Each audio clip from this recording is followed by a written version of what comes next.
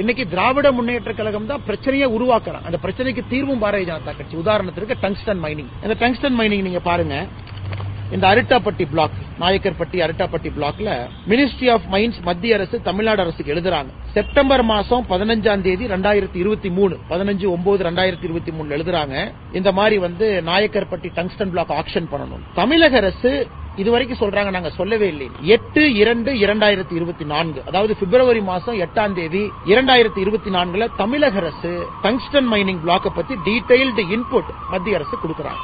யாரு கொடுக்கறாங்க, அதிகாரி பேரு கூட இருக்குங்க, நான் சொல்ல விரும்பல. ஏன்னா அந்த அதிகாரி மேல இவங்க எல்லாம் தாவுவாங்க தமிழக அரசு. அதன் பிறகு அந்த இன்புட் எல்லாம் வச்சுதான் மத்திய அரசு 2வது டிரான்ச் 4வது டிரான்ச்ல இந்த மைனிங்க கொண்டு வர்றாங்க. பிரிஃபர்ட் பிட்டர் நவம்பர் 7ஆம் தேதி 2024 வர்றாங்க. இதெல்லாம் ஆன பிறகு 10 மாதம் கழித்து பிரச்சனையான பிறகு தமிழக அரசு என்ன சொல்றாங்கன்னா, எங்களுக்கு சம்பந்தமே இல்லைங்க. கிட்டத்தட்ட 1 வருடம் 2 மாத காலம் இருந்தும் கூட எங்கேயும் கூட அப்ஜெக்டே பண்ணலீங்க, எங்கேயும் கூட வேண்டாம் என்று சொல்லல. அதற்கும் ஆக்கப்பூர்வமாக பாரதிய ஜனதா கட்சி இன்னைக்கு ஒரு தீர்வை கொடுக்கிறோம். நேற்று மத்திய அமைச்சர் கிஷன் ரெட்டி அவர்களை நம்முடைய அமைச்சர் அண்ணன் முருகன் அவர்களும் நானும் சந்தித்து தமிழக பாரதிய ஜனதா கட்சி சார்பாக பேசியிருக்கின்றோம். விரைவில் நல்ல முடிவு வர இருக்குதுங்க. அதனால் சகோதரிக்கு நான் சொல்லக்கூடிய பதில் என்னன்னா, இன்னைக்கு திமுக இவ்வளவு எம்பிக்கள் பலத்தை வைத்தும் கூட அரசியலுக்காகத்தான் பயன்படுத்துகின்றார்களோ தவிர ஆக்கப்பூர்வமாக எந்த ஒரு நடவடிக்கையும் அவர்களை பயன்படுத்தவில்லை என்பது எங்களுடைய தொடர் குற்றச்சாட்டா இருக்கு. ஒரு புரிதலுக்காக நான் எக்ஸ்பிளைன் பண்றாங்கன்னா, இன்னைக்கு ஏன்னா நிறைய நம்முடைய தமிழ்நாட்டு மக்கள் இதை பாக்குறாங்க, அரசியல்வாதிகள் வேற வேற மாதிரி பேசுறாங்க. ஆனா நம்ம இந்தியாவை பொறுத்தவரை நம்முடைய நாட்டில் மினரல்ஸ் பொறுத்த வரைக்கும் minor minerals, major minerals, critical minerals 3 mineral இருக்கு.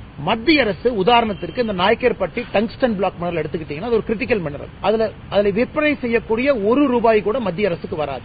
₹1 கூட. மத்திய அரசு ஒரு ஃபெசிலிட்டேட்டர். உங்க மாநிலத்தில் இதுக்கு முன்னாடி geological survey of India GSI அவங்க ஒரு மாநிலமா போய் பார்த்து என்ன இருக்குன்னு கண்டுபிடிக்கிறாங்க. அதை மாநில அரசுக்கு தெரியப்படுத்துறாங்க, மத்திய அரசுக்கு தெரியப்படுத்துறாங்க. அதன் பிறகு மத்திய அரசு அதை ஆக்ஷனுக்கு கொண்டு வரணும் அப்படின்னா மாநில அரசு கேட்கிறாங்க. அதுபோலதான் தமிழக அரசை நம்முடைய மத்திய அரசு 2023 செப்டம்பர் மாசம் 15ஆம் தேதி கேட்கிறாங்க. ஏன்னா அதற்கு முன்பே GSI geological survey of India Tamil Nadu அரசுக்கு 2021 சொல்லிட்டாங்க இங்க டங்ஸ்டன் இருக்கு. ஏன்னா புரிதலுக்காக இது 2 பேரும் சேர்ந்து செய்யக்கூடிய வேலை. தமிழகத்தில் சில அரசியல்வாதிகள் சொல்வது போல மத்திய அரசுக்கு ₹1 கூட இதுல இருந்து பணம் வராதுங்கன்னா, டங்ஸ்டன் விற்கிற காசு எல்லாமே அந்த மினரல் ரைட்ஸ் மாநில அரசுக்கு போகுது. அதனாலதான் நீங்க ஒரிசா பாத்தீங்கன்னா பட்ஜெட்டுக்கு நிறைய பணம் மினரல் விஸ்ட் உங்களுக்கு வருது. மத்திய அரசு ஃபெசிலிட்டேட் மட்டும் தான் பண்றாங்க. ஃபெசிலிட்டேட் பண்ணுவதற்காக கேட்ட பொழுது மாநில அரசு அப்ஜெக்ட் பண்ணல. அதன் பிறகு டெண்டர் கண்டிஷன் மாநில அரசு அப்ஜெக்ட் பண்ணல. டெண்டர் போட்ட பிறகு அப்ஜெக்ட் பண்ணல. 10 மாதம் கழித்து டெண்டர் ஓபன் பண்ணி ஆன்லைன் டெண்டர்ல ஹிந்துஸ்தான் ஜிங்க் என்கின்ற நிறுவனத்திற்கு கிடைத்த பிறகு அங்க இருக்கக்கூடிய மக்கள் போராட்டம் அறிவிக்கிறாங்க. அதன் பிறகு மாநில அரசு அப்ஜெக்ட் பண்றாங்க. எதற்காக இதை சொல்ல வர்றாங்கன்னா, மாநில அரசு எப்பொழுதே சொல்லி இருக்கலாம், செப்டம்பர் மாசமே அங்க சமணர் படுகை இருக்கு, அழகர் மலை இருக்கு, 2000 ஆண்டு பழமையான மெகாலித்திக் பரியல் சைட் இருக்கு, எங்கேயும் சொல்லவில்லை. அந்த சம்பந்தப்பட்ட அதிகாரி மத்திய அரசு, நான் பேரை சொல்ல விரும்பலீங்கன்னா, அவர் சொல்லும் பொழுது கூட இவ்வளவு பெரிய acre biodiversity hotspot 20 square kilometre 18 square kilometre ஒன்னும் பிரச்சனை இல்லை. இதுதான் அவங்களோட இன்புட்.